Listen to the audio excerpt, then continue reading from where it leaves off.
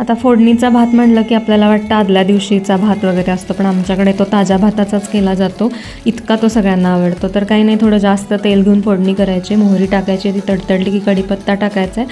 आता हा घरचा कढीपत्ता आहे. त्याच्यानंतर उडदाची डाळ थोडीशी टाकायची, छान क्रंची येतो खाताना. आणि मग त्याच्यामध्ये कांदा ॲड केलेला आहे थोडंसं परतून. मग हा कांदा चांगला पुन्हा परतून घ्यायचा आहे प्रॉपर शिजून होईपर्यंत. आता हा कांदा थोडा पांढरा आहे त्यामुळे इतकं कळत नाही आहे, पण हा व्यवस्थित शिजेपर्यंत मी परतला होता.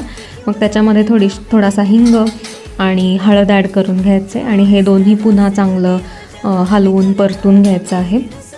आणि ह्याच्यानंतर लगेचच त्याच्यामध्ये भात ॲड करायचा. आता ही खूपच सिंपल रेसिपी आणि लगेच होते आणि खूप छान खमंग लागतो हा भात.